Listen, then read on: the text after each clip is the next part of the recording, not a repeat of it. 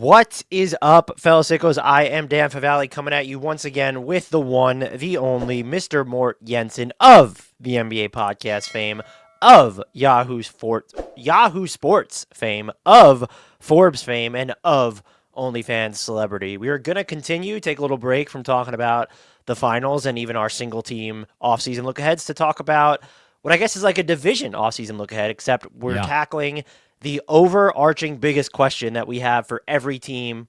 So every team in the league, but we're just going to break it down by division because it's neat and clean that way. We already did the Southwest division as we're recording this, so go check that out. And now we're on to, let's stick in the South. We're going to go to the Southeast division. Hornets fans are getting a lot of content from HardwoodKnocks. We just put up their offseason look ahead. So we're here to just pump out as much Hornets content as possible around these parts. Before we dive in, Mort, how the heck are you? Well, I was doing a lot better until you said that we're supposed to just hammer out a bunch of Hornets content. I know we're going to talk about them today, but let's keep that one brief because, good Lord. I don't honestly. We'll get to that team, but I don't understand why so many people are down on the Hornets. I think they're in they don't have the best spot in the league, but their books are flexible. They don't really have any bad contracts on the books. Maybe a bad human being on the books, yeah, for sure. But I think that I'm higher on the Hornets, I guess, than most people, at least in terms of long-term view. We're not going to talk about the Hornets, though. Alphabetically, well, we are going to talk about them. Alphabetically, though, we begin with the Atlanta Hawks. Mort, what is your question for this team? I just want to know what the hell they're doing. Are they still building around Trae Young?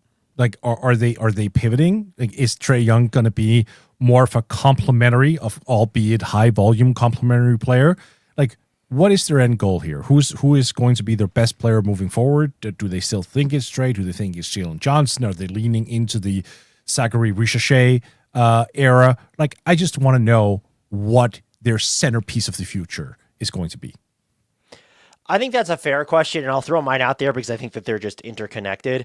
And I want to know if Trae is, one, going to sign an extension this summer, and two, if he does, are we talking about a max deal? The max they could give him is like 4 years and almost $209 million. I think that ties in nicely to, well, what is the timeline? Is Trae Young your centerpiece? And kind of the other question I have surrounding that is, I thought Jaren Jackson Jr. was going to be a litmus test for that this summer when I believed he was going to make All-NBA. And because he didn't, I don't think he's not eligible for the Supermax. Mm-hmm. But he could have signed for 30% of the max. It didn't have to be for 35% had he been eligible. Right. I'm just wondering if we've entered a stage in which, unless you are just a certified top 10 to 15 player, that you're not just going to have these max extensions handed to you. Where it's like the Cavs with Donovan Mitchell, no brainer. But Trae with the Hawks, is he going to be on that level? And I think the importance to the franchise when they don't control, they already gave away this year's first round pick, they don't control 26 or 27 either. You can argue he's hyper important, but if you don't think that he's, one of the things is people say, oh, move him anyway. It doesn't matter that you don't have your own picks. But no one can ever name the team that's going to come in with the mega offer for Trae Young. And if you don't think he's going to get that mega offer now, what makes you think that he would yield that type of value when he's on a longer deal that's going to pay him, again, a crap ton of money? And so I'm not even trying to denigrate Trae Young here. He just kind of falls into that bucket where, Mort, you're the Hawks. Are you offering him an extension? Is it the full boat? Is it a shorter full boat? Is it not the full boat? What are you doing here if you're Atlanta? I'm playing hardball. I'm open to an extension, but it has to be on my terms. Meaning, yeah, he'll get compensated, but he won't get compensated at a max level. At a max level contract, he's not going to get probably the amount of money that he wants because every player, understandably so, wants to get as much as they want. I'm not sacrificing future flexibility for him. I'm not sacrificing my books for him moving forward, especially when I have Jalen Johnson on what is going to look like a very reasonable contract as it ages.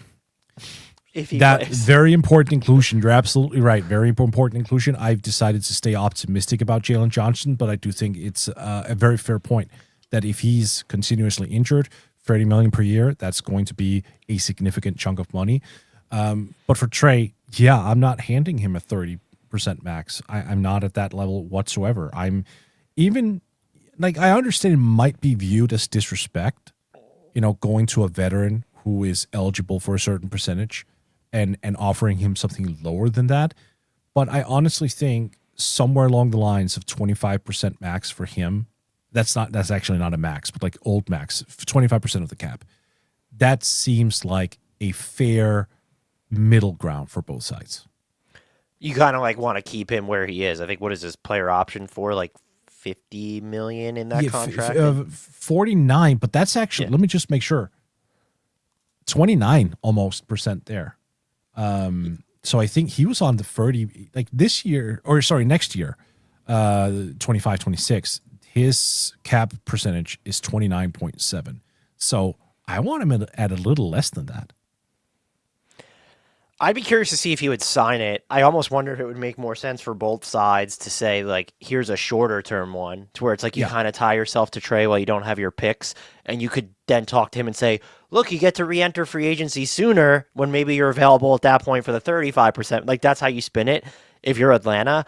I would agree, though, that I'm probably trying to get him locked down because I know that there's going to be more cap space next year, but he has to decline his player option to reach free agency. And so if you're Trae Young, yeah, don't get me wrong, there'll be teams out there that want Trae Young, but are you confident enough to turn down nearly $50 million and say, like, I'm going to get, like, there's going to be a team out there that gives me the mega deal? I will say, though, if you offer him any sort of extension and he turns it down, your decision has kind of been made for you, though, because now it's, all right, it's F the picks.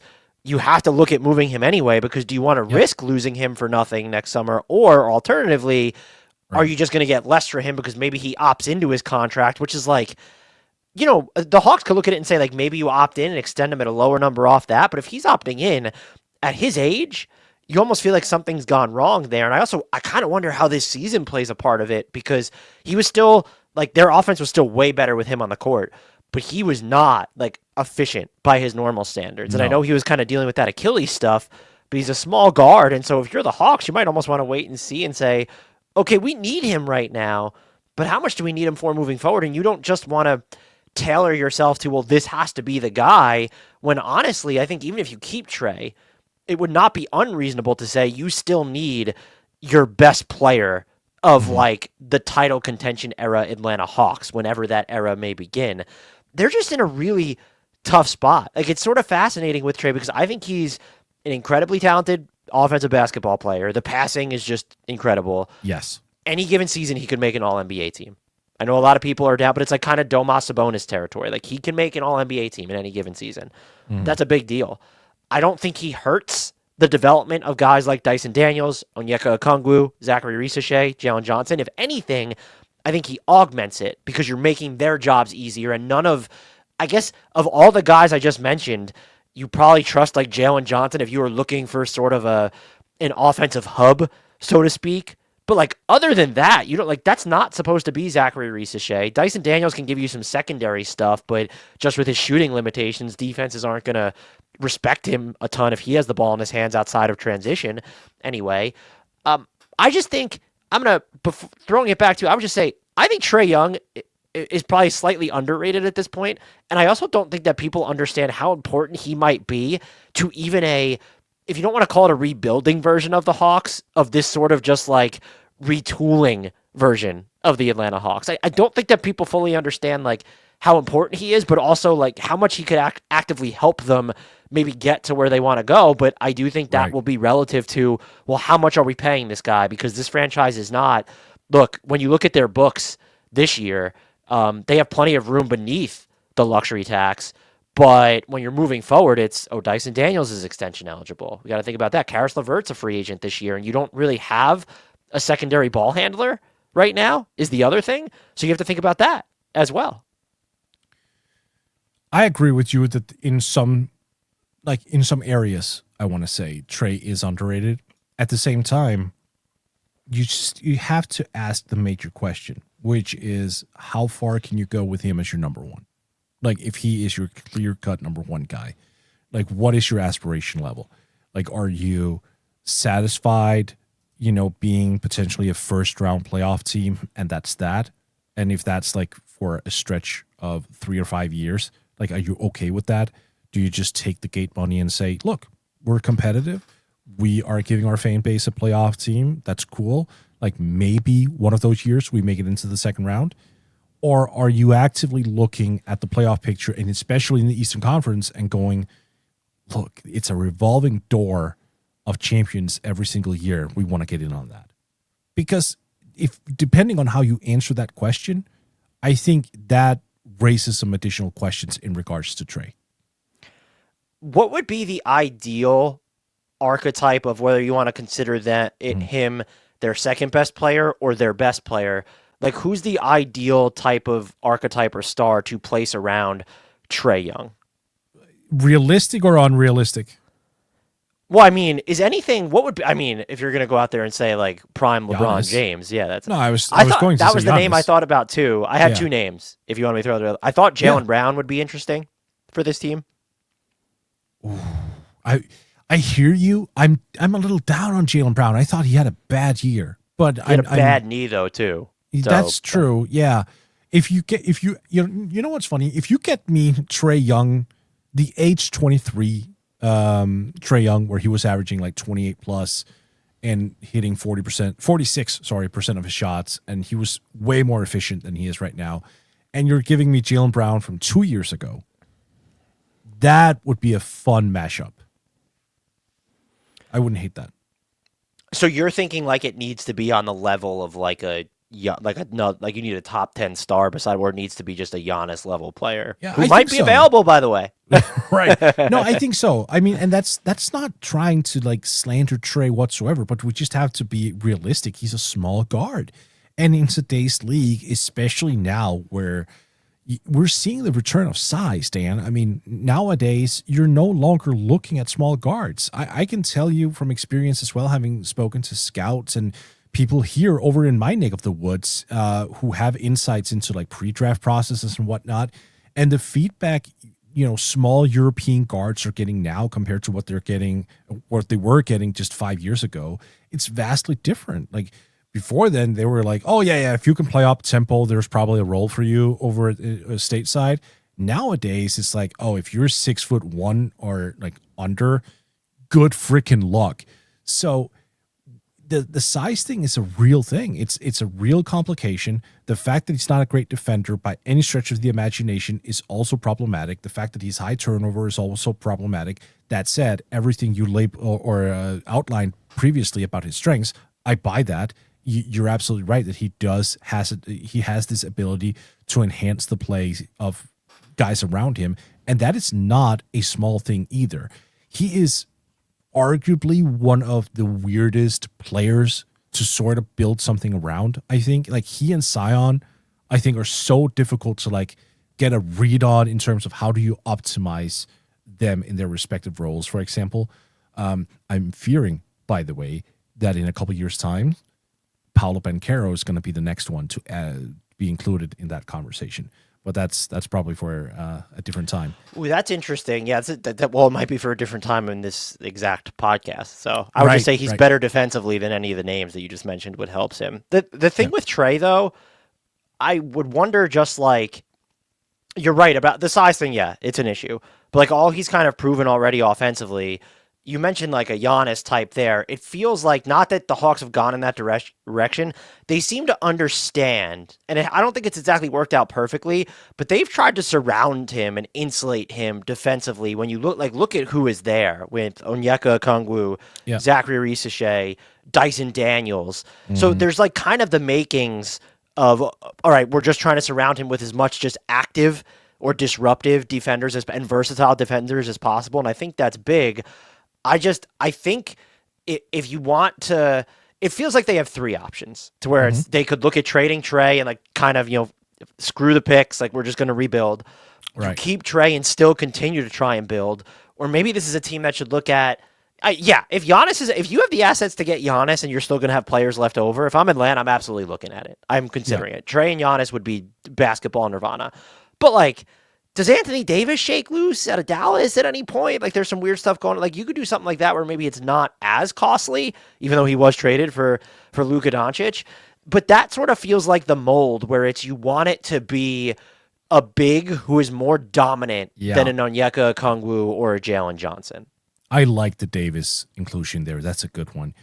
A few years ago, when our mutual friend Brian Saporik and we were discussing the Hawks, this is actually 3 or 4 years ago, because this was before they went in with all their cap space and went the direction that they did. They had, if you remember, just oodles of money. They had so many draft picks lined up. They had trade possibilities up the wazoo. And we were talking like, could they actually get like 2 more high volume guys? And the 2 players we outlined at the time, ironically enough, one of them Jaylen Brown, the other one was Karl Anthony Towns. And this was before he was, I want to say, like the word was out on him defensively. I think now it's extremely difficult to pair Young and Towns defensively, that they would get just smacked in the mouth. That said, offensively, good Lord. I mean, that could also be a very potent duo. Would the Knicks be open to moving him? If so, what do they want in return? That's also a discussion. But I do think we agree on the overarching element of it needs to be a big man in some capacity. Yeah, and it's not saying Onyeka Okongwu can't be like a starter. It's just that you either need the player who's next to him to be better than Jalen Johnson, or I don't think it's insulting to say like you need someone who's more defensively dominant than Okongwu in that role, like just more imposing. Agreed. Although you mentioned Karl Anthony Towns, I don't know. Assuming if Jalen Johnson's still on the team after that trade, a Jalen Johnson, Cat, Trae Young defense, I don't know if that's going to go too many places. I'm not going to lie. Let's move on to the Charlotte Hornets, who we referenced at the top of this podcast. Mort, what's your biggest question for them?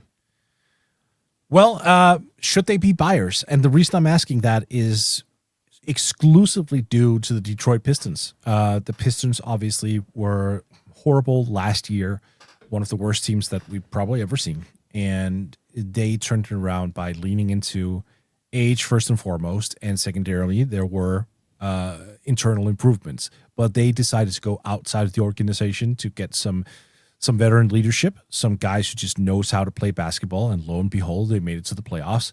I'm not saying the Hornets are going to replicate that, but they do have talent on that roster. I think that's fair to say. The question is, can they build something on top of that talent and perhaps stretch their internal improvement to a place where they next year find themselves in the play-in?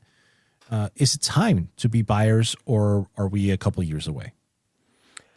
I think there would be a case for them to be opportunistic buyers, to where I think when you look at what became the biggest difference for the Pistons this year was, you got some development once Asar Thompson was healthy, for sure. Jalen Duren got better. But it was also just you added Malik Beasley on a $6 million contract. You added Tim Hardaway Jr., even though I didn't love that Quentin Grimes compensation trade. And you just redefined your floor spacing, essentially. Yeah. And so can you do something like that? And I think Giannis and LaMelo Ball would also be, but like, who is Giannis not basketball porn with? But LaMelo Ball and Giannis would be, you talk about entertaining, like the entertainment factor up there. I find myself with this team, what's interesting, I really like, I shouldn't say I really like the vision, because I don't know that I understand it yet, but I respect that they haven't tried to expedite that vision, the new front office under Jeff Peterson. And I think that's why, if you're a Hornets fan, you should have confidence that, okay, they're not going to short circuit this thing. But I do find myself wondering that, well, if they were going to buy, you have LaMelo Ball, you have Brandon Miller, and you have whoever you're going to take at the number 4 pick. A lot of people seem to think that it's going to be VJ Edgecombe. Sure, fine. What do you want off there? Because I would say, as of right now, the only players I'm prepared to pencil, like Trey Mann is interesting. If you could keep him in restricted free agency, sure. There are some other guys to kind of like on this roster. But like, and they've, again, I just want to reiterate, I think the front office is smart. The past 2 trade deadlines, they've picked up extra first round picks, including that Dallas first rounder that's top 2 protected in 2027. What is it, if you could have juggling, or if you want to name a specific player, so if you could juggle like plausibility with being ambitious, or just an archetype of player, if you're the Hornets and you're buying, what player or type of player are you then in the market for? Two-way wings, if anything. And also a center who is probably more durable. No. Yeah, just no. Grant Williams, Yusuf Nurkic, and Mark Williams isn't doing it for you? I know. It's harsh. I would want some more stability at the center spot, and I would want more two-way guys, not two-way players, not in terms of two-way contractual players, because who cares? I want someone who can go in and defend point of attack, hit threes, who can space the floor. And then I'm probably also going to be in need of a new, maybe a new training staff or a new doctor staff. They just overhauled that last year. I they believe. did? Yeah. Well, I mean, LaMelo just still isn't on the floor. So,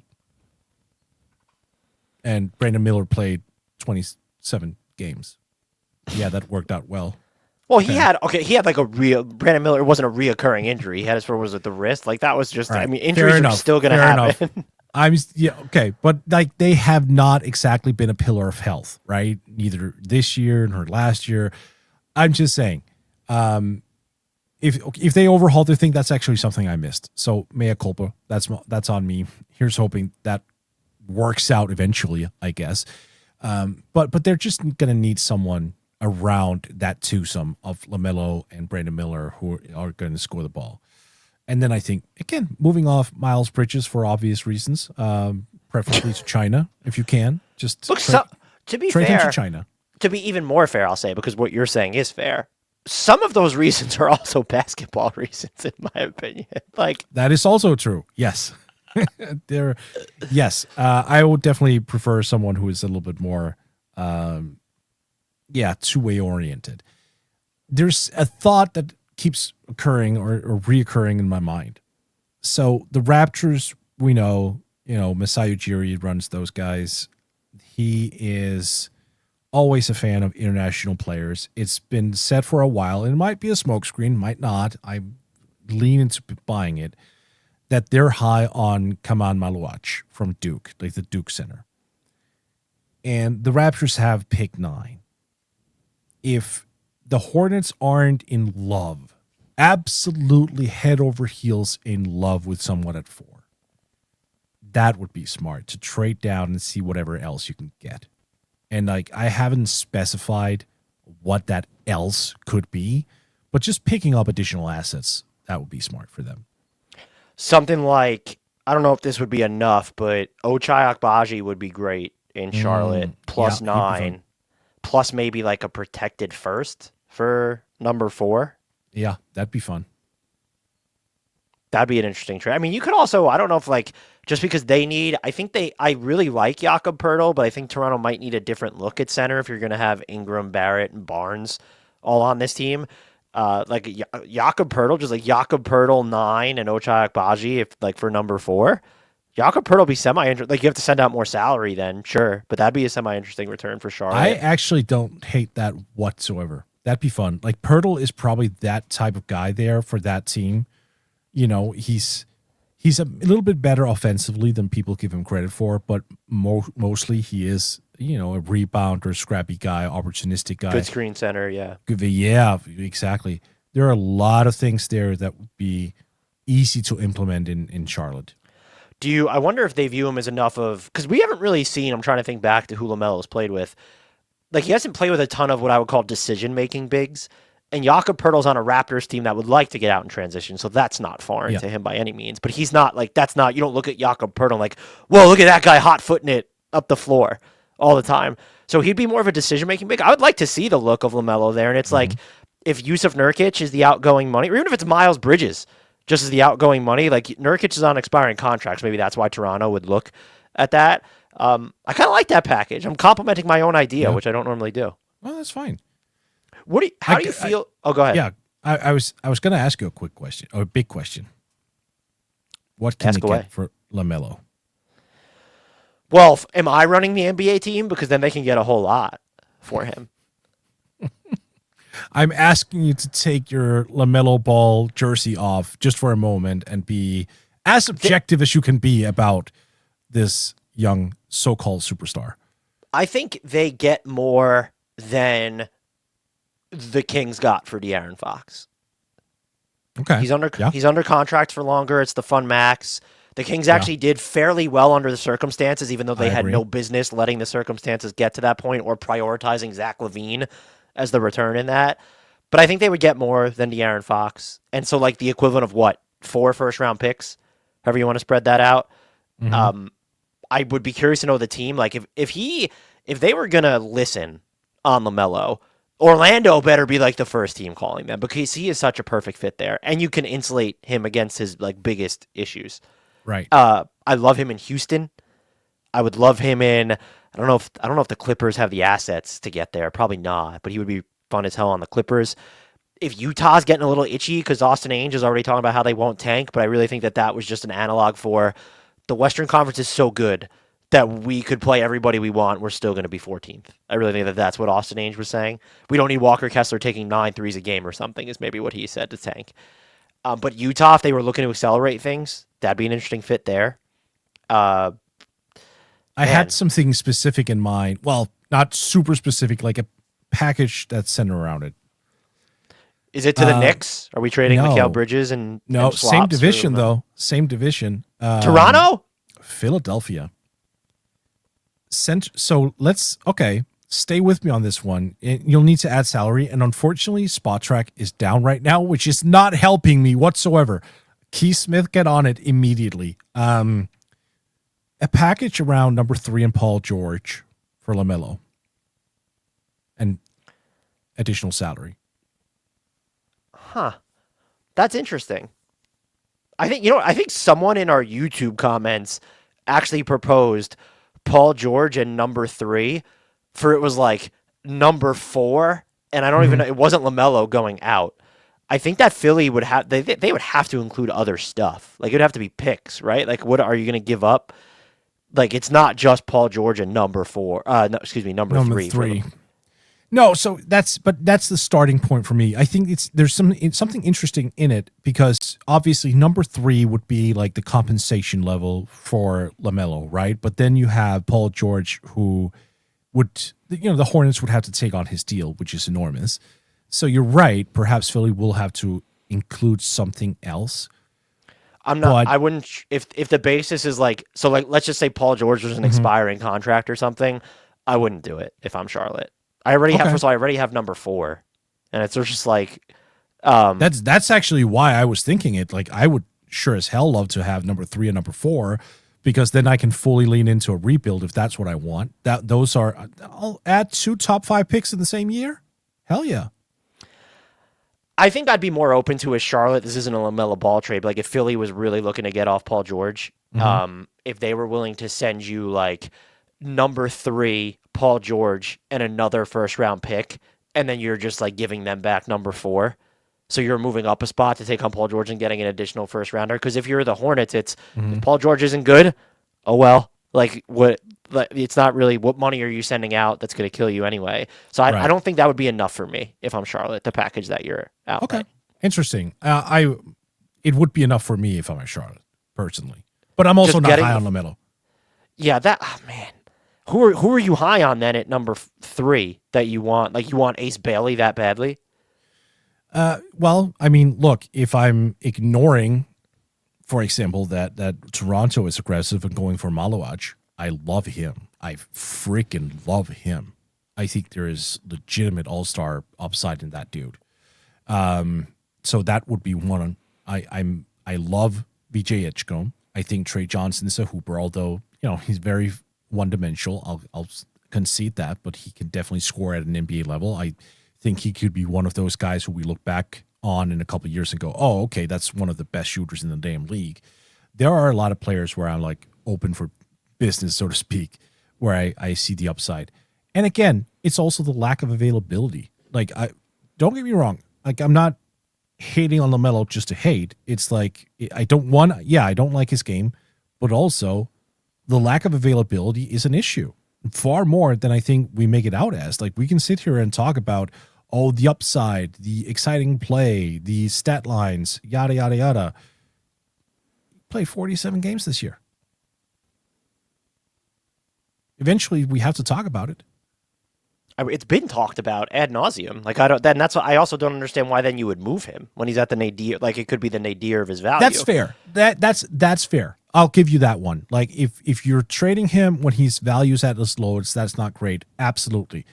Then I'm asking you, do you have confidence in sticking with him and letting him turn this thing around? Do you think there is an avenue wherein he can become, available?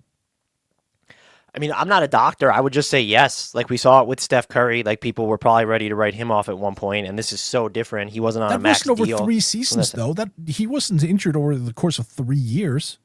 He was injured. Like what was he drafted in 2009? He was injured quite a bunch with those ankle issues. Yeah, but wasn't 3 years. It was Fairly let's see. sure. So he goes back. He played 80, 74. Then it was 26. Yeah, so it was like his checkered availability was not nearly as bad, but I feel like people were so down. You remember when he signed his extension? Oh yeah, I and remember. People thought it was going to be a disaster, and it was like because of his $11 ankles. million a year. Right.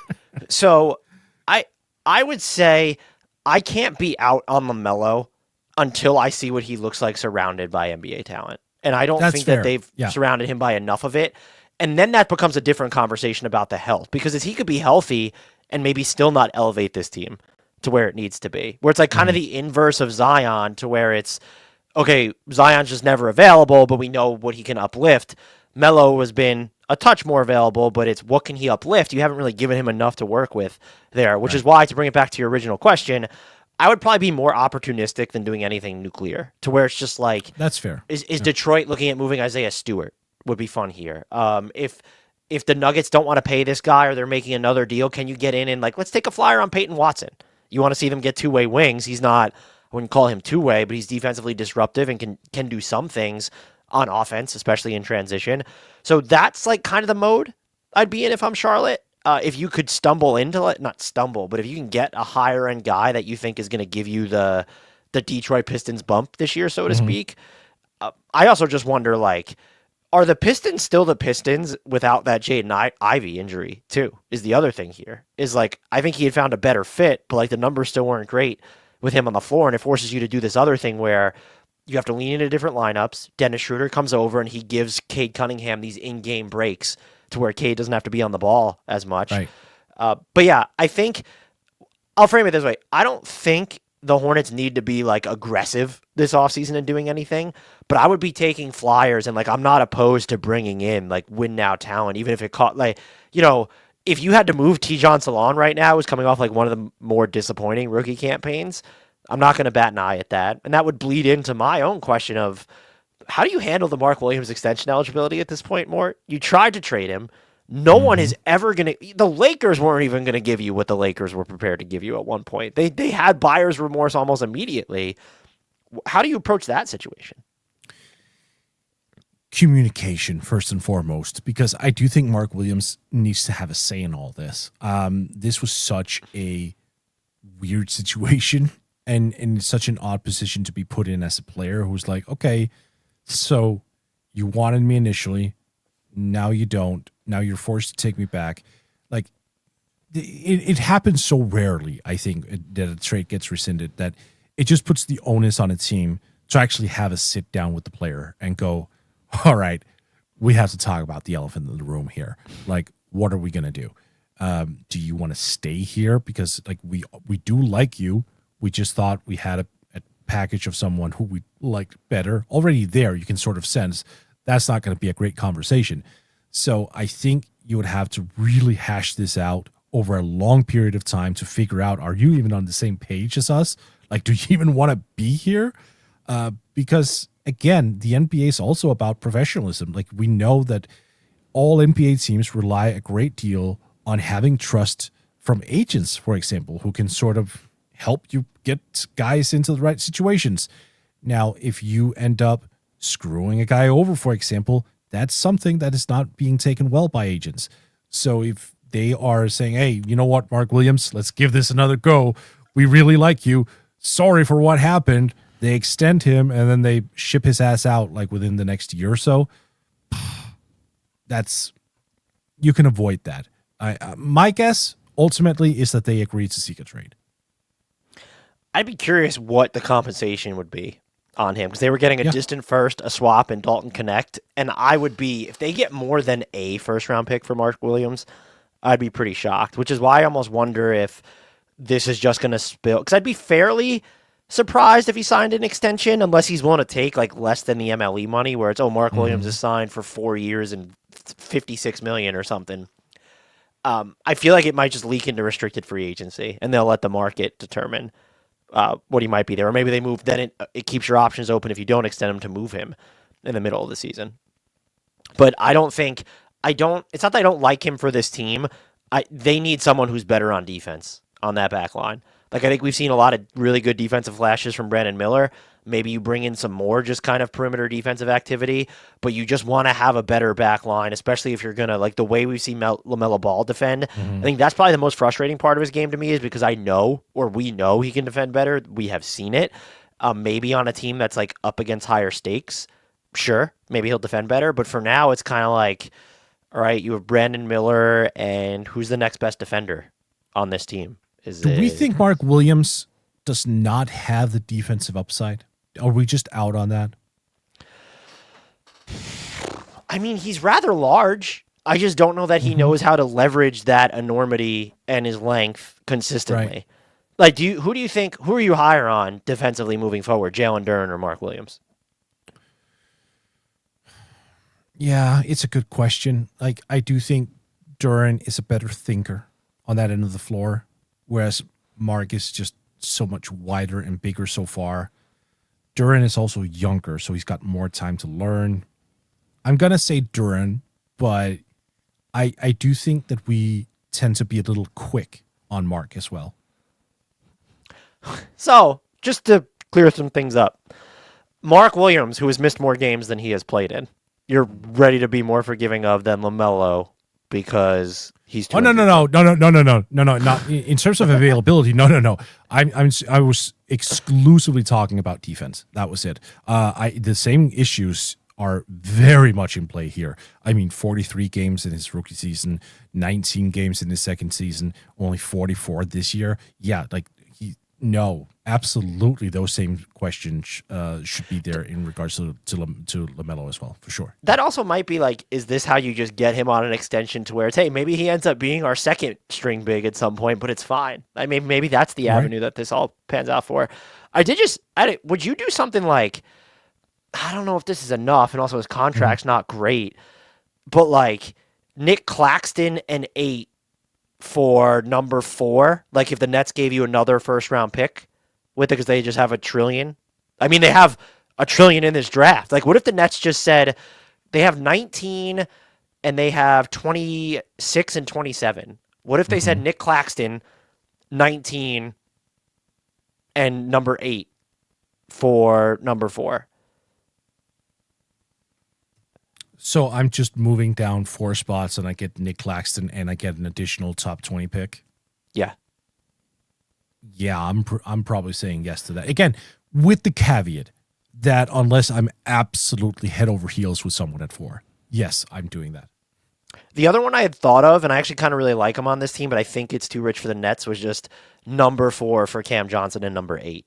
It feels like Charlotte would have to send something else out there. And I don't know if, like, do the Nets even want Tijon Salon? Would the Hornets, like, would the optics of that be terrible? Sending out number 4 and, like, another top 10 pick a year removed from being a top 10 pick for Cam Johnson and number 8. But I would like to see LaMelo surrounded by more, like, bankable shooting and Cam Johnson. I don't know if he fits the two-way billing that you would ask for. I think Nick Claxton's is a fantastic fit. The switchability, some rim protection, for sure. Yeah. His contract hasn't aged the best, but it's starting center money at this point. And if you're not married to Mark Williams, maybe that's an interesting route to go. I don't hate that either. Like the long-term money there are fine. It's on a decreasing contract, so that's another asset. Yeah, I don't hate that. That's a good one. Their offseason is fascinating to me. I think they'll ultimately remain patient, but I do. Your question, like that macro of just, should you be buyers, and like kind of looking at the Pistons and seeing like we have LaMelo and Brandon Miller's healthy, and there's some other interesting guys on it. Like, what if Grant Williams is healthy? And I could see the temptation being there if they're going to do something like that. I hope it's what Detroit did, where it was they gave up no future first round picks, and it was just they still found a way to get better. Right. Our next team up from the Southeast is, oh man, the Miami Heat. Mort, your question is, it's a little complicated, so I just want you to read it slowly for the kids at home.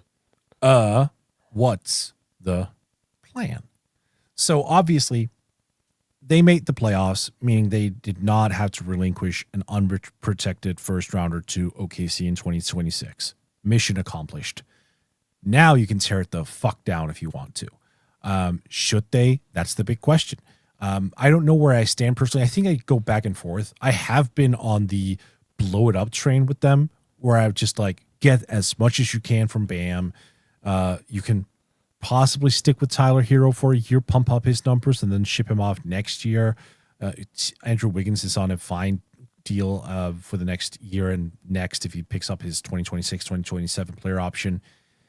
But at the same time, I'm just like, who is like the number one guy left if you pivot off those guys and get like draft picks and young guys? Like, who is their blue chip prospect who they can build around? Is that Khalil Ware? Do they have one? Like, that's, I don't know how they view that internally. I don't know how we should gauge their young core. Also, are the Heat even interested in blowing it up? This is a team that's notorious for, we're never tanking. We're never wanting to lose. We want to make the playoffs every single year, which just screams you're going to end up in mediocrity to me. That's a good question. Mine was similar. There's a typo on screen for anyone watching. I'll fix it in post, hopefully. I'll remember to do that. I want to know, I don't think they're going to tear it down, and which is why my question is this way, is can they convince Pat Riley specifically to labor through a gap year because that pick next year is not going to OKC? Because I think the move here is just be bad next year. Yeah. Like put Tyler Hero and Bam Adebayo on a maintenance program. Go out there, see if anyone wants Andrew Wiggins for whatever. But the key here would be, okay, one, you get your own pick back just in time before you then owe it to Charlotte the following year, and it becomes unprotected in 2028 if it doesn't convey in 2027 when it's lotto protected. But you're also, as of right now, slated for, you can get like $30 million in cap space, and it could be a boatload more if you're able to trade Andrew Wiggins for an expiring contract that comes off the books next season. The 2026 free agency class, we'll see if it stays the same. These things change because of extensions and how that works. It's more interesting as of right now than 2025. So you can go into next summer with Tyler Hero, Bam Adebayo, Khalil Ware, whoever you draft this year with the Warriors pick at number 20, presumably a higher lottery pick, and then cap space.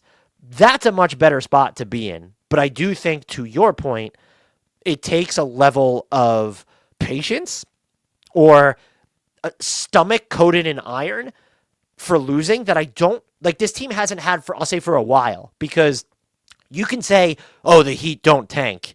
I'd like to point you to Dwayne Wade. They won, 24 games that year? 27 games that they got Dwayne Wade in the draft. And then the rest is quite literally history. There's value. You're not guaranteed anything, but like that seems like a more palatable path forward than the other question would be, if we're not going to ask that, is, well, then how do you get your best offensive player? Because I think that the teams that have reached the highest level lately, and I know the Heat have recently been to the finals, like in the recent past, but like look at the Pacers, look at the Thunder. The Thunder get Shea, everything's built out from there. The Pacers get Hallie, everything is built out from there. The Knicks stumble into Jalen Brunson. Everything is built out from there. And what I'm singling out those three teams rather than like, oh, Minnesota, you get Anthony Edwards and build it out from there. Or Dallas with Luka, and they traded him, but you get the point. Because those three players did not arrive on their teams via the draft. They came via trade. And so if you're Miami, I think you need to be brutally honest and say, Bam Adebayo is versatile. He is fantastic. He is nowhere near hardwired to be a primary playmaker and scorer for an offense. Tyler Hero has improved by tremendous margins in terms of a shot, like his shot selection and just as a passer. That's still not going to be his game. The data, when they've played without Jimmy Butler over the past 3 years, supports that. The offense has been mediocre at best, really bad at its worst. And if you're the Heat, you have to say, well, then how do we get that guy? You're not getting him in the draft right now unless you go through that gap year and just think of like if you can get Trae Young or if you can get LaMelo Ball, is that one enough for you more? Like if you're running the Heat to say, okay, we're feeling good about this. LaMelo Ball would be interesting here. But now here's the other problem before I throw it back to you. You're never, ever going to have the best trade package for basically any of the guys that we'll name. Like Trae Young, there might not be a lot of desirability, but the salary complications there are just incredible. Like the logistical hurdles they have to go through because of just that number and getting to it. But I just like if LaMelo Ball is just as an example, comes on to or maybe even John Morant. Like the Heat are just, they have a couple first round picks they can include. And you just mentioned they don't have a blue chip prospect. Like if you put Khalil Ware on the table, that's not like, sure, I'm probably a little bit lower on Khalil Ware than a lot of people. But like if you put Khalil Ware on the table, that's really interesting. That's not all right. We found our building block of the future. We'll trade LaMelo. Right. Yeah. Just to clarify, the Heat aren't tanking ever, and the example you're using is one from 22 years ago. Pat Riley was still there though, was he not? Yeah, it's still 22 years ago. But I'm just saying, like that's. Then I think that's very short-sighted because I think that this will all end up being that they will be trapped in Nowheresville for the next few years, and it'll end with them trading Bam Adebayo at some point. Maybe not anytime soon, but like this is just, you're kind of spinning your wheels. Now, you can say, you look at how they reached those two finals and say like anything can happen. The East is wide open right now. You had Jimmy Butler then. You don't have that level of player anymore, and that's the level of player, I would say, and not even that exact player, but you need the engine for your entire offense, and you just don't have. Tyler Hero, again, really good. Now he's an all-star. If they want to extend him this summer, fine. You're not going to catch any crap from me for that. I just don't. Tyler Hero is my best offensive player. There's a cap on how good my offense is. Oh, yeah, for sure. For sure. And that's why I don't think the nuclear option should be completely disregarded. Like, I do think there is a world wherein they can get better by taking the gap year. Sure. I wouldn't hate it if they're being proactive. Proactive to tear it down, you mean? Yeah. Man, I could probably spend I think hours. I can get a shit ton from Bam, though. That's the thing. I'm like, what is the? There are a bunch of teams. That's like might be its own podcast, though. It's like, what does a Bam Adebayo trade look like? Who is the team that you think of as immediately coming in with the Godfather offer? Does Houston just trying to over-index on defensive versatility now? Go after Bam? I mean, I wouldn't hate it. Houston, we know they have some serious issues up front defensively, and I say that as a Şengün supporter, but defensively, he's not that guy. He also doesn't have three-point capability, which I thought he would at this point. So you're looking at a non-3, non-D center, which is problematic. Bam, although he's not, I want to say an elite three-point shooter by any stretch, he's begun taking them, and some of them are actually beginning to look pretty good. If he can come in there as, a borderline DPOY candidate, I don't even know why I said borderline. He usually is a DPOY candidate. And he gives you playmaking. Yeah, probably a smidge below the playmaking of Şengün, but even so, he can play from the high post, the low post, and he can space the floor, and he can kind of be the connector at that spot for so many of those young guys in Houston. I wouldn't hate that. We were talking about the Hawks earlier. Like, what do they need? They'd be great for him. That'd be a fun destination if only the Spurs didn't know their damn picks, right? I mean, that'd be a fun way. But there are so many teams out there where he makes a lot of sense because he's become very plug and playable at that big position. Like, even if it's not as a center, you can run him as a 4 as well. I mean, he's just interchangeable, those spots. So, I think you can get a lot for him. And if you were to ship out Tyler Hero as well, especially when he's earning $33 million the year after next as well. So he's only on the books for 2 more years. Yes, but at a grand total of $64 million, that's a good ass deal for a guy who's that good. I'm not. My hottest take would be if I was Portland. I know this is funny because they didn't want Tyler Hero's primary compensation for Damian Lillard. If it was just like Jeremy Grant and Scoot and a first-round pick for Tyler Hero, and then you just have him and Klingon and Avdia, Tamani Kamara there, that's not like you don't have a true floor general, but between him and Avdia, right, Anthony Simon's still there, I would consider making it. And I consider myself a Scoot optimist. That might be too nuclear. No, it's fun. I mean, at least you get a guy in there, high pedigree prospect. Yeah, I wouldn't hate that. Houston should probably be in on Hero. I think he's better than Jalen Green, especially as a passer right now. Jalen Green's probably better defensively. The Rockets should trade for both Bam Adebayo and Tyler Hero. I would love to see that trade. That'd be really funny. Tyler Hero in Detroit as like the off-ball, like the secondary option from Cade Cunningham. That'd be really good. So Jaden Ivey goes to Miami where he might actually be, get a chance to spread his wing a little bit more. Yeah. I don't hate that. Yeah, you know what it is? I have a tough time envisioning the Heat doing this. And so I think that's why I gravitated Same. towards the get. And I think, is there any way, so to wrap up on them, is there any way where you're okay with them sort of going for it still now? And I think there's one player to where if you told me like they can turn the expiring contracts of Robinson, Terry Rozier, and maybe you're trading Jaime Jaquez and Jovic and I don't know, giving up a first, that would be what, in 2029?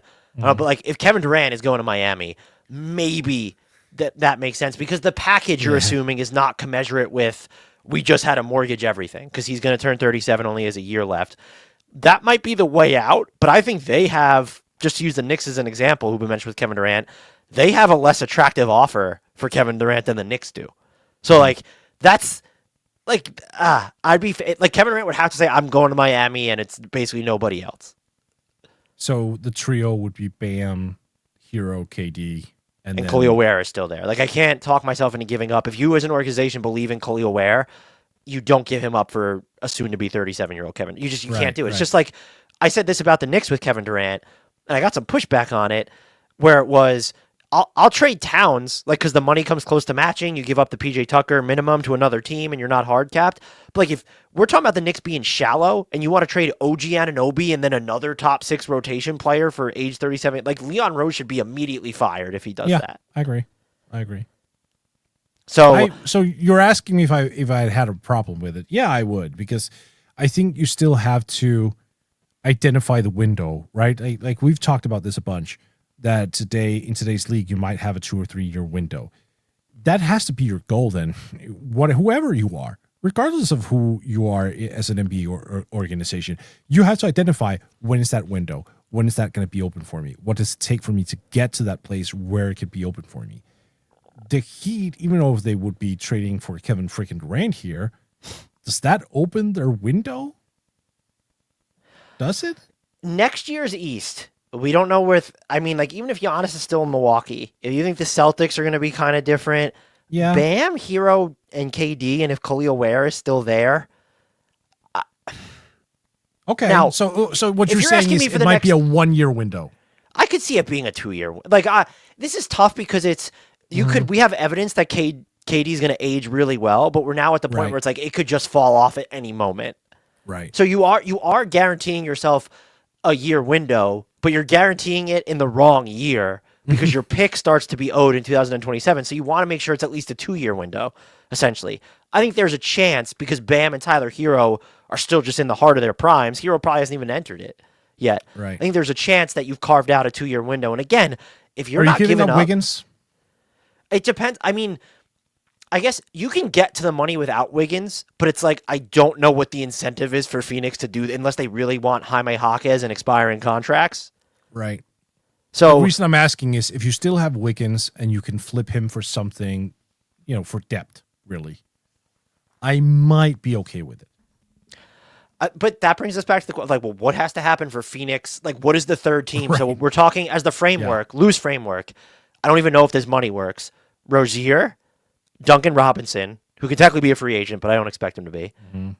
Jaime Jaquez, that doesn't even get you to $50 million. I don't think so. Was it Jovic too? If you're trying to work, Kyle Anderson, I guess. Oh, Kyle Anderson's money's there, but like if you're Phoenix, so it's like we really want Jaime Jaquez and a bunch of these placeholders. Yeah, no, you're right. Yeah. So I'm it's with tough. you. It might cost you Wiggins, and then that's okay. Well, then how are you filling out? Like, okay, your point of it, you have Haywood Highsmith on the defensive end there. The Heat, I feel like will pull defenders out of their ass, so I wouldn't be too concerned about losing Wiggins there. Defenders, sure. I'm more worried about the other side of the floor. Well, then I guess you wouldn't have a problem trading Wiggins for KD, is what you're saying. No. So KD obviously is, but he's also getting up there. Who's the real floor leader on that team? Are we just going to say Bam, Hero, I swear to KD? God, if someone comes in and says Davion Mitchell and his close to the season, I'm going to scream. Right. He had a great close to the season for the Heat. That is not your floor general of the future. Please Right, do not assume so. Yeah. They're in a tough. I think this is the team that I feel like I know what they should do this offseason, but I have the least confidence in feeling better about them than I do now heading into next season. Yeah, that's fair. If I phrase that right. Yeah. Certainly from this division, probably. We're on to a team that it's pretty easy to feel good about. The Orlando Magic. Mort, what's your question? Yeah, I worded that poorly. Which guard should they find? Like, what guard? What type of guard should they find? Is probably the way I should have phrased it. Because you can go in a wide variety of ways. You can go scoring guards. You can go playmaking. You can go two-way. Like, what type of guard, like the archetype of it all, should they actually try to identify and acquire? Is it bad to say a combo guard, which is sort of a hedge to where they don't need to be your primary playmaker, but there needs to be enough playmaking, but you also need the outside scoring element, both on and away from the ball, which You're is absolutely why right. Anthony Simons and Kobe White, I think, are the two names that come up the most Yeah, with this Kobe team. White is the name for me because he's cheaper, so much easier to trade for. He's also got a little bit more size than Simons. And defensively, he has taken some strides. Stride is a big word, but he's gotten better. He's gotten a little bit better. Well, in Orlando, you could play whoever you want, basically, and you'll be fine. So I wouldn't hate a Kobe White, Jalen Suggs backcourt. Let me just put it that way. Oh, you wouldn't? You don't hate winning playoff series? I wouldn't hate that either. That's what I'm saying, yeah. If you're going to go after Kobe White, just because the money you're sending out, unless it's like Wendell Carter Jr., it's not going to be all that close. I'm trying to get Lonzo Ball, too. It's like you take the KCP deal, although he was really good for them defensively this year, but you take the KCP deal, how much do I need to compensate you to get Lonzo and Kobe White back? And because they don't need Lonzo to play a ton of minutes. Having him and Jonathan Isaac is like, they're like first team all minutes cap, and then they're on the same team would be pretty funny. I think you're going after the wrong guard. You want Ayo Dosunmu? Yeah. I don't think I'm looking for more offensive, like, dynamics here. I don't think that Ayo Dosunmu, he brings some of it, but he's more of just like he can do a lot of the things that KCP would do on defense and maybe just guard up a little bit better than KCP can. Yeah, but also the availability is the thing. We have no idea about the availability of Lonzo Ball moving forward. Like, yeah, you can trade for him. How many games is he going to play? How many minutes is he going to be able to handle? We have no clue. I mean, on a 2-year, $20 million extension, I'll roll the dice on the shooting, the transition feel. Sure. I'll take it. Ayo is at 7.5 next year. And then he's a free agent that you're going to have to pay. He when is. you have to pay He Kobe is. White. That's a lot Sure. I think that's Sure. too, for me, just with the Magic and knowing that Paolo's getting maxed out, Franz got maxed out, Suggs is on the 5-year, $150 million deal. I don't want to have to grapple with the free agency of both Ayo Dosunmu and Kobe White at once. I think that gets a little difficult. I get that. But I do think having two guys who are overwhelmingly, available, and I say overwhelmingly because Ayo just had this year where the shoulder effed him up a little bit and he played 46 games. Outside of that, he's been very available. Very, very solid point of attack defender that, as you said, can guard up. He can play the 1, he can play the 2. He's very interchangeable. He play the 4 defensively anyway. I'm fine with him playing the 4. He's very versatile defensively, at the very least. I understand your point, though, about Lonzo, especially if he's healthy. If I knew beforehand that Lonzo would play, let's say, 55 games, fuck yeah, I'm taking that over Dosunmu. I guess I get what you're saying in a vacuum. I'm trying to map out longer term here for if I'm Orlando. And so my question is, it steps on the toes of yours, but how splashy does this guard or offensive upgrade acquisition need to be? And I guess another way of phrasing that would be, who's the worst offensive player they could prioritize that you would feel, okay, they're serious, this team is ready to make some real noise in the East, where, by the way, they have not had an offense that ranks in the top half of offensive efficiency since Dwight Howard was on the team. The worst. Tyus Jones, probably? That's actually pretty low level. I was expecting you to go a little bit higher to say that it needed to be like Kobe White. You know, it's interesting because I'm also, like, as much as you love LaMelo, that's the same amount of love I have for Tyus Jones. That's where we are. I am a Tyus Jones lover.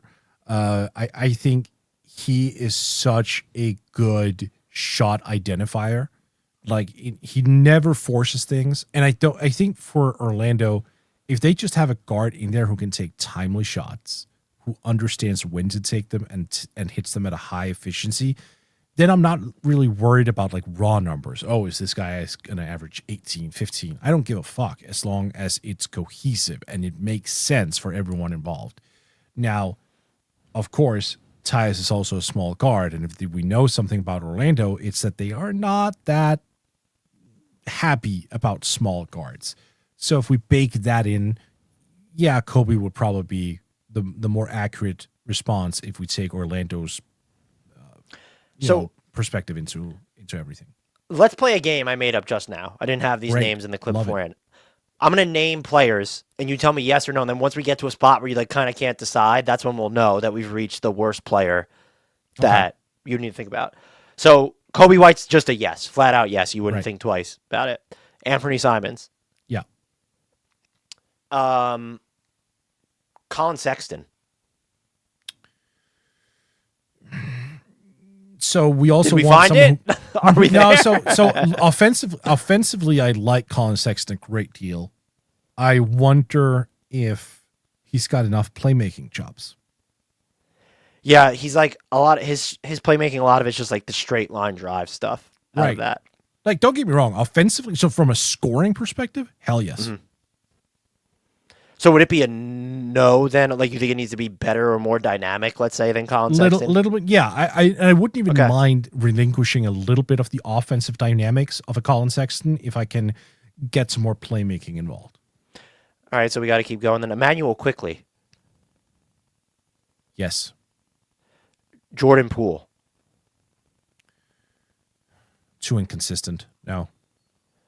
Free agent here, fairly cheap, I'd imagine, too. Chris Paul. Oh, always.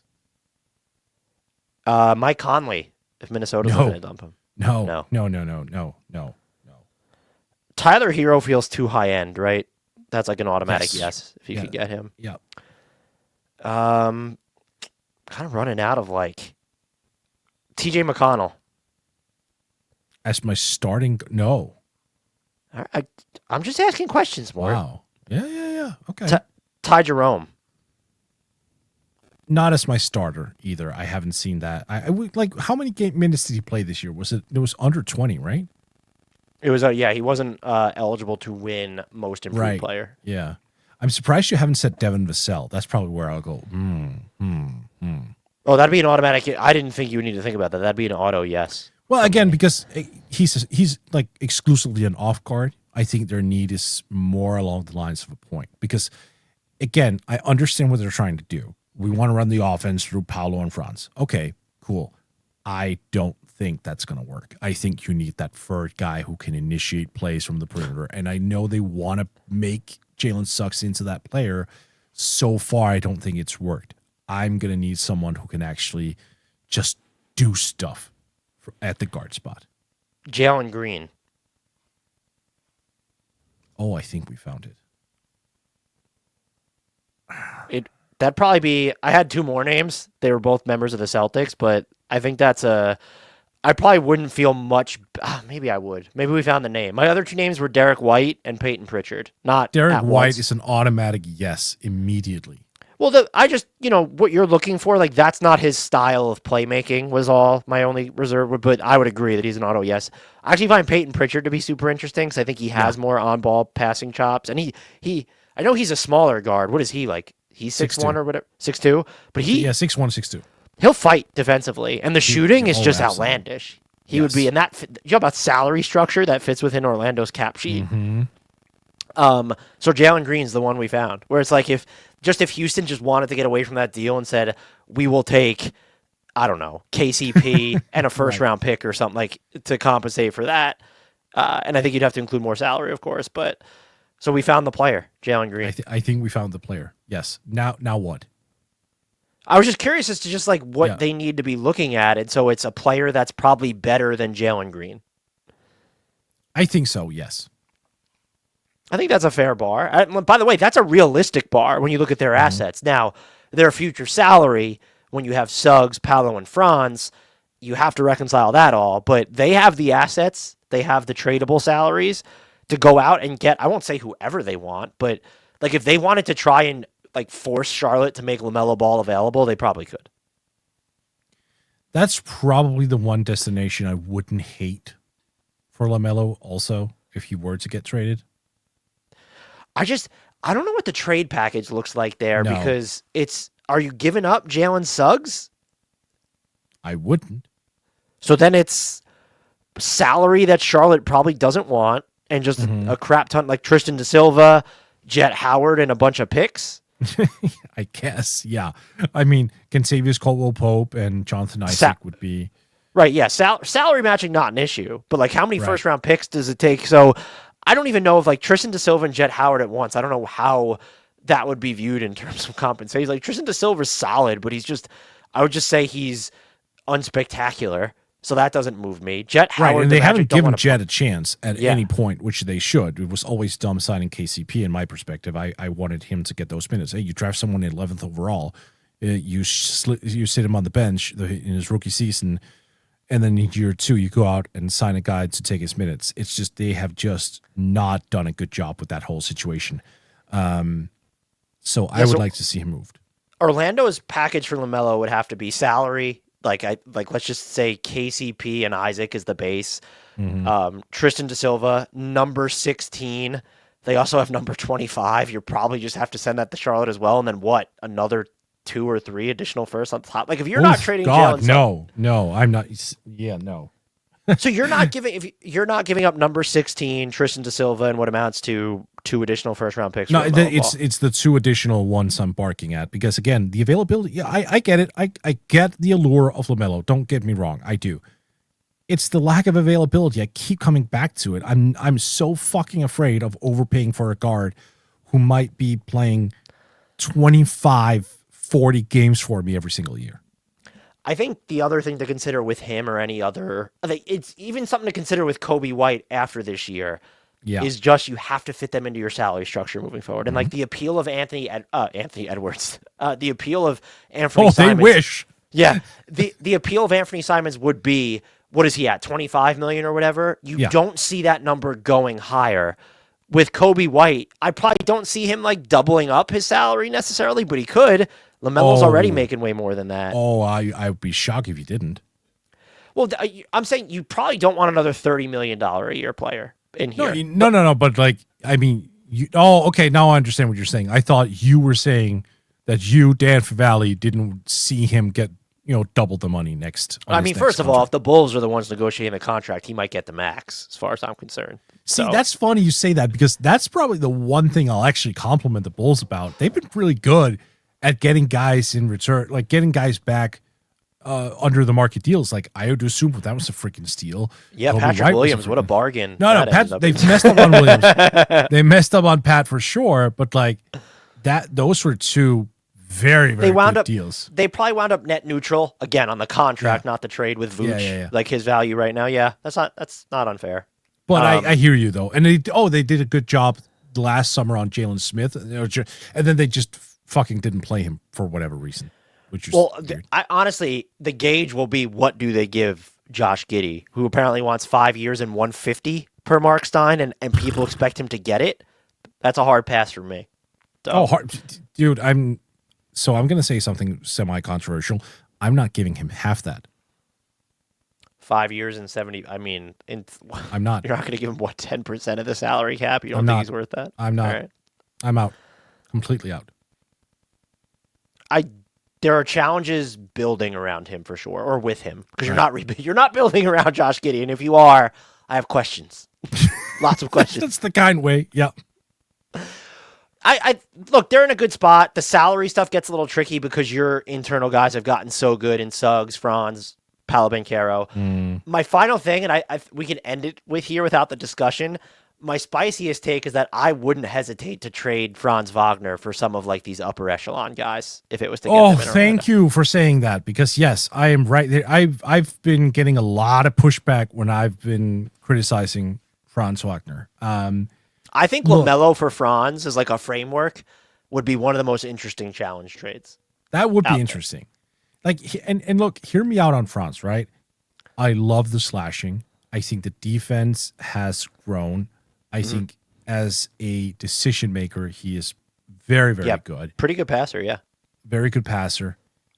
That freaking jump shot which is now being apparently retailored from scratch, where he's like launching it and it's not a shot, it's a push. It's an aim to push. Fuck no. Like that's what at a max guy at the wing spot who's supposed to be like one of the primary spacers next to Paolo Banchero, who's like the guy who's supposed to optimize the effectiveness of Paolo Banchero, who can't shoot. Really? That's where we are. And it's not just this year. It was last year too. It was during the Olympics too. I watched all of that. I'm not trusting a guy who can't shoot. This is 2025. We're not in 1985 anymore.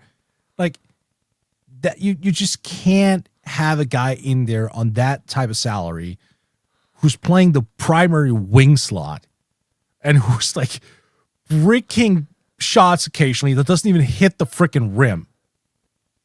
I'm sorry. That's you don't need to apologize. I don't disagree with you. I think I do think nationally there are more questions about if you look at them through their lens of their max deals when Paolo signs his.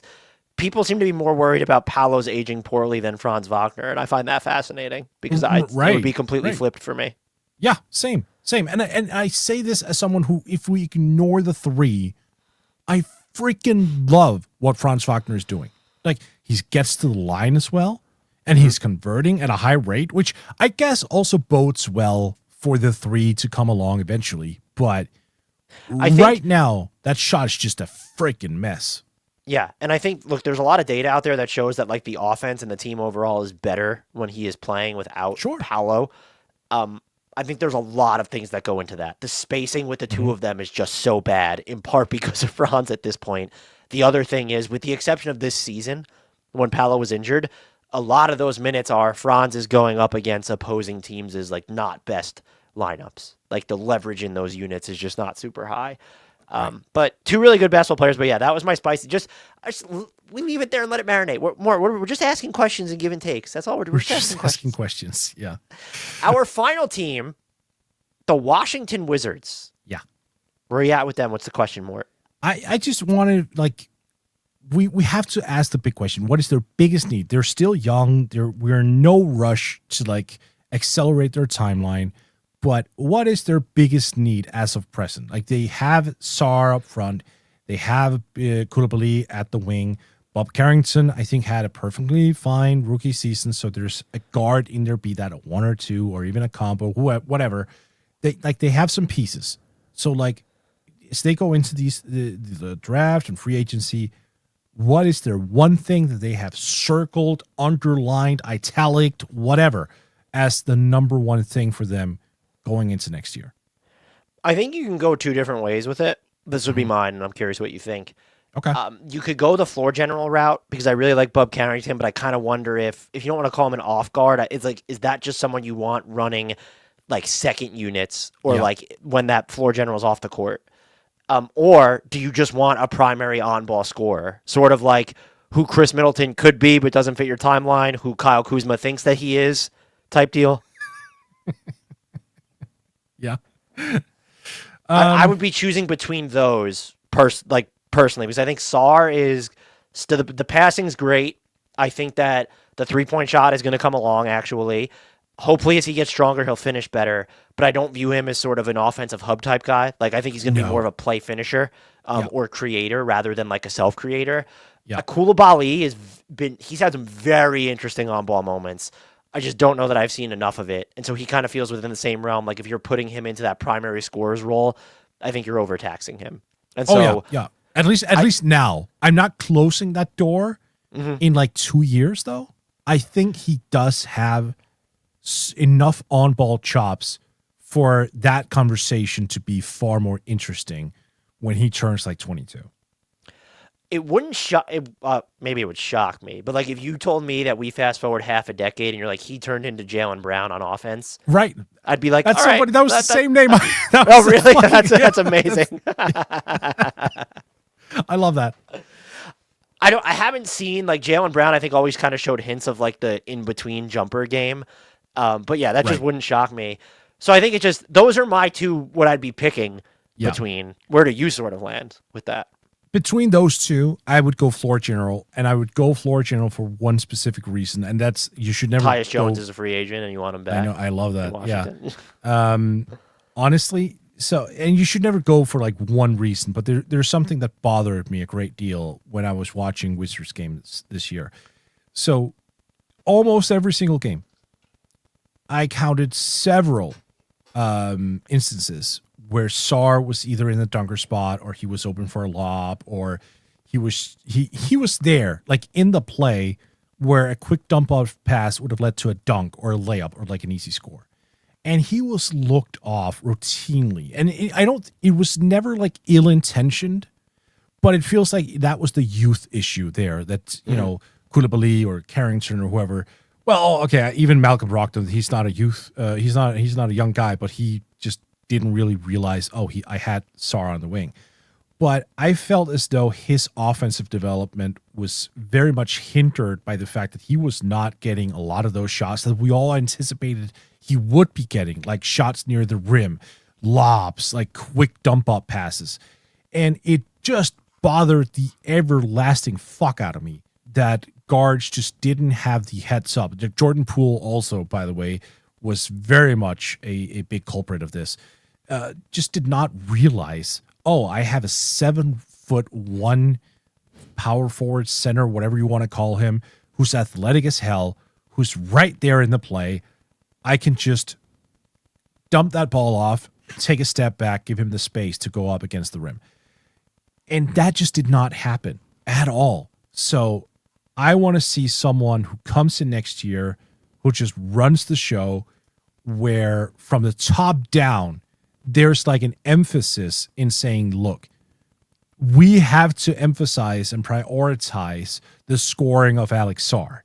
And like that has to be a roster-wide recognition. Because let's just be real. You're a better basketball team as well if you can get open dunks and open layups, like in transition. I know everyone is sprinting to the three-point line, and that's fine with me. But like if you have an open dunk, I'm taking that, especially off a 7'1" athletic center like him. So that has to be a main priority. And if no one on the current roster can do that, hell yes, I'm looking outside the organization for someone to come in and run the show. What's interesting, and I don't know, I have not begun my draft prep yet. That will begin in earnest shortly. I don't know if you're going to address that with number 6. Like, you know more about that? Is that an area where, like, is that at that number? Is that someone at that number? It's like it's tough, right? Like you have players who can make these passes. Like Kasparas Jakushonas out of Illinois, for example. Like I trust him to make good passes. The question I have there is about the scoring. Like, is he going to be a good enough NBA scorer? Can he gain enough separation? Can he, overpower players? Can he score reliably and efficiently at the NBA level? Is my overarching question. Then you have Jeremiah. I can't even say that name. Jeremiah. No, how do you say that? This is the Dane in me right now. Fierce, the point guard out of Oklahoma. God, I'm tired and I'm old, Dan. It's not a great combination. It's Jeremiah. Yeah, you were saying it right, Jeremiah. Jeremiah, right? Jeremiah. Oh, you were saying Jeremiah. Is that what you were saying? Jeremiah Fierce. Oh, God. Yeah. Sorry about that. Jeremiah My apologies, Fierce, Mr. Fierce. Jeremiah Fears Mort's pronunciation of his name. I like that. Oh God, that was atrocious. You should all troll the ever living fuck out of me for that. My apologies. He is, sort of a DeJounte Murray type player. He's a very strong producer overall. He can get to the foul line. He actually converts at the foul line too. Not much of a 3-point shooter. No, but look, there are a lot of guys who are getting to the foul line, then they're hitting like in the low 70s or whatnot. This is a guy who's hitting in the mid 80s. Like he's solid on when he gets to the foul line. And at the collegiate level, getting over 6 attempts per game, kudos. That is a good sign. The 3-point shot, not quite there yet. Turning the ball over a little too much, but he's got the all-around game. He's got this presence, I think, where he understands that when he's just running down the floor, all eyes are basically going to be on him, and he understands how to leverage it. So he'd be a guy who I wouldn't hate in that position. I also wouldn't be opposed, and they just don't have I would call it dispensable assets just yet to do it. But like if you said, go get someone who it's either a second draft guy or if you even wanted to lean in towards I wouldn't hate this. I wouldn't hate them as a Kobe White team to come in and kind of, I don't know if he's the type of level of passer you're looking for, but it's just like you have number 18 from Memphis, and then you have that Warriors 2030 pick. It's like that plus salary. I don't think that's getting you Lonzo Kobe White. Ball would be fun there too. Oh, that'd be a really good one. I also thought about them as like, what if Detroit is just looking to move off him? Like, what if they were the Jaden Ivey kind of second draft team? That might be fairly interesting. Do we think Jaden Ivey is a 1 or a 2? Because I am very much leaning 2. That's a good. He's had some really spicy passing moments. I'd be interested to see him in a role where he doesn't need to be either coming off the bench or playing next to the primary creator, and this would be a situation like that. I still want to see. Maybe that's just my optimism in Ivy. I still want to see him next to Cade after Cade broke out to the extent that he did this year. We only saw Jaden play 30 games this year. I would like to see him next to Cade after a full training camp leading into next season, and just see if there's something there in like the off-ball role. I'm trying to just think of like what would be in like a veteran name that they could trade for that's not, oh, we went all in for this guy. Right. I mean, although people are talking about maybe he'd be available, Darius Garland would be super interesting in Washington if the Cavs wanted to trade him. So we're not talking about the Central Division, but I just want to get out ahead of this. He should not be available. I don't think he should be available either. No, he shouldn't be. That's dumb. Don't do that, Cleveland. Don't.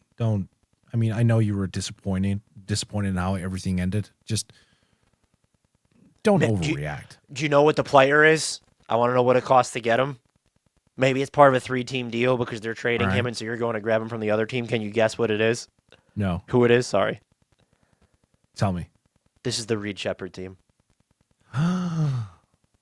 Go get him. Oh. That costs you future draft equity probably, which is just I'm not sure that this is a team that should be doing. And by the way, the reason the Rockets wouldn't trade him might just be because they believe in Reed Shepherd as much as I do.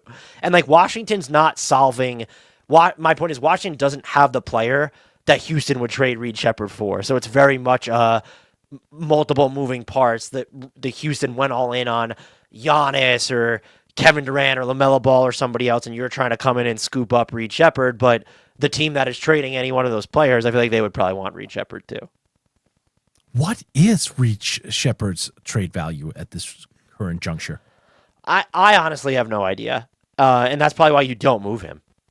Right. Like, I guess if you're the Rockets and it means getting Giannis, okay, like we could talk, but like how much value is he accounting for in that deal? Like what else is Milwaukee going to want aside from that? So, but my point was, and this kind of ties into my like sort of micro question, I just want to see like what's the plan with the veterans who are on the books, could be entering free agency. Middleton has that player option.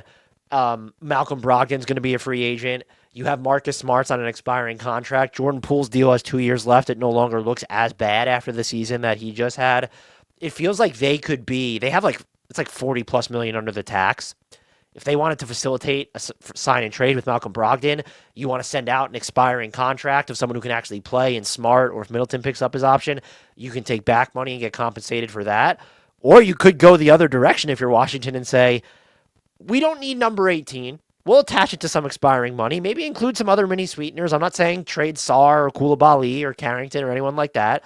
Can we get someone that we think can run the offense, even if they view that player not as like our point guard to say of the future, but like this is someone who could come in for the next 2 or 3 years, be a nice steward, help out the young guys, like you said, set up Alex Sarr. Even look, I want to see more short roll stuff with Bilal Koulibaly. I think that's something he could do. Like, I would come and get someone who could do that.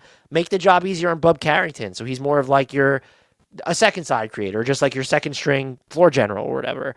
They have a lot of options, and I'm just curious to see how they go about their business. I think their trade deadline was kind of telltale in the sense that I think it'll be more of the same, where you took on Chris Middleton, you took on Marcus Smart, you got A.J. Johnson, you got the swap from Milwaukee, you got that draft pick from Memphis. I ultimately think that's how they will handle like the veteran situation on their roster this year. But I am open to the idea, because of what we just spoke about them being just a touch more aggressive. I'm not talking about they should be the team to mimic last year's Pistons, who again, what's special about the Pistons is it wasn't major changes that spurred that. It was a lot of things happening from within and some like minor to moderate tweaks that really opened things up for them. So I'm not saying do something major, where we talked about that with Charlotte, where are they feeling the pressure to do something major. But I just something modest, something just a little bit out there, especially at the floor general spot, or if you view it as a primary scorer. I just wouldn't hate it. I have an idea. So they're probably going to win right. So they were probably going to win the championship this year, I think, despite being 0-1. Bold. Yeah, bold, sir. Sir. They're down one. They're down one. We'll see. And I feel like they're pretty locked up at guard with Shea, Kason Wallace, and even Isaiah Joe getting minutes at that point. Like even AJ Mitchell, I think. Like they just have a bunch of guards. Nikola Topic, who is, he missed all this year with the ACL. Highly touted prospect. Perhaps there was something there. Like, is there something there with Nikola Topic? I do believe so, because would you like to know who I thought the best draft comp for him was when we were doing our draft prep last year? Do tell. This is based off solely the way he moves and some of the spots he could get to. Okay. It was Shea. Oh, damn. All right. Yeah. Now, knowing the Thunder and how important cost-controlled guys are, no, you don't move him. But, like, if you win the title, don't win the title, like, where are you finding? I mean, they do it anyway. I guess they're winning so much in the regular season. Nikola Topic could be like their ninth guy, averaging 20 minutes a game. But yeah, that if you got Nikola Topic as Washington, I don't know. That's another guy though. You talk about what's Reed Shepherd's trade value. What are you giving up for Nikola Topic? He was drafted what? Was he ninth? 8th? 12th. 12th? So a lottery pick. Lottery pick with an ACL tear. If you're offering, and in a weak draft, by the way, 18 and 40? No, I think Oklahoma City shoots that down pretty Why? aggressively. No, so you're the guy you took at number 12 last year. You're going to give up Who for had an number 8. ACL tear first and foremost. But all right, so let's look at this. Here's the other thing though. Where are these roster spots coming from for Oklahoma City that you're now adding 2 draft picks to this? They don't have room for the draft picks they have. The 40th, that's where you get a stash guy.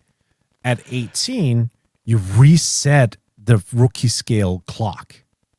Yeah, but don't they have 2? So they have 2 other first rounders in this draft, don't they? Yeah, they have number 15, then number then 24.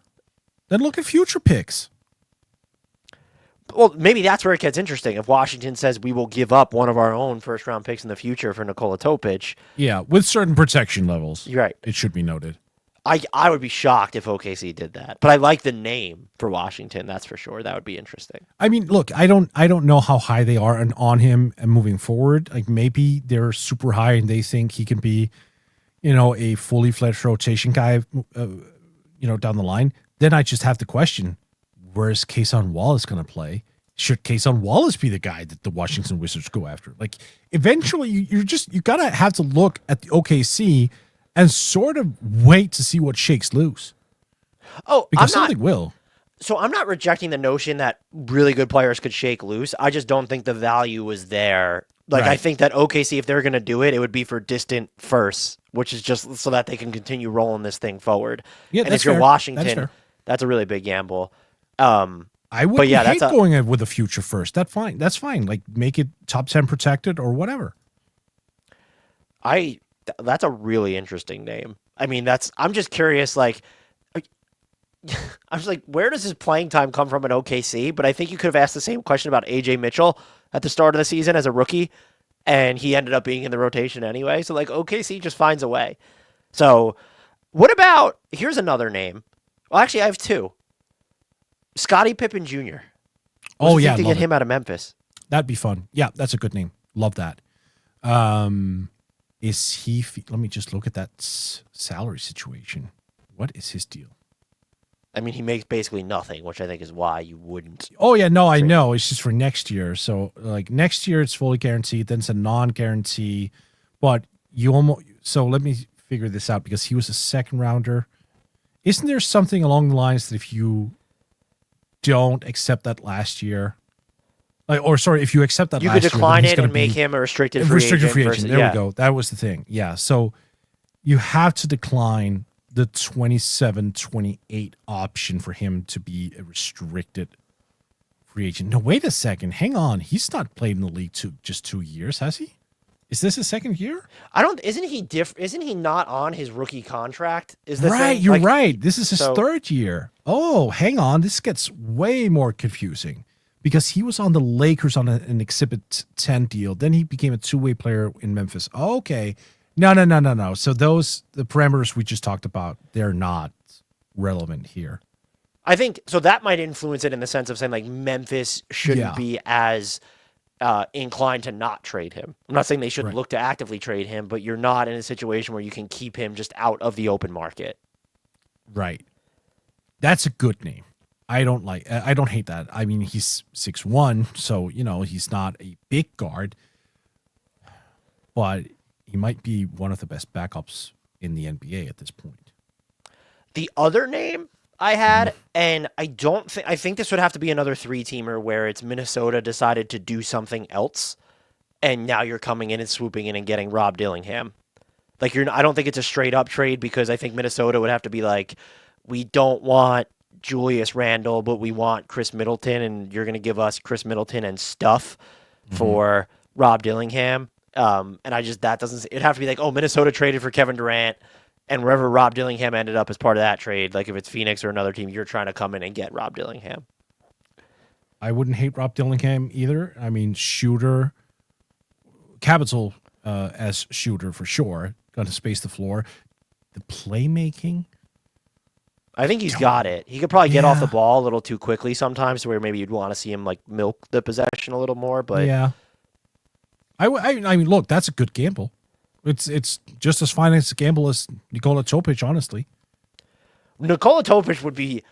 I would love to just see him somewhere that's going to play him so much right off the bat, but I just struggle so hard to see OKC entertaining that unless they're making one of their bigger swings. In which case, I just mentioned it with Dillingham. If they lose the finals, decide Giannis is the answer, maybe you swoop in and try to get Nikola Topic as part of that trade. I don't know. Regardless, I do think identifying a playmaker who would actually give the ball to Alexander Sarr would not be a bad way to go about it. Anything else on this division, Mort? No, I think we're good. Before we get out of here, can you tell our subscribers where they can find you and all the work that you do? Yes, sir. You can find me over at Blue Sky, where I share my links to Forbes and Yahoo, where I write. Then I have a podcast called the NBA Podcast. And also I have a Danish podcast called Buzzer Beater, if you're so inclined. Until next time, and as always, we give the shout out to the one, the only, the player who every team in the Southeast Division should sign to save and or improve their future. Allen Iverson. Mr. Frank Ntilikina.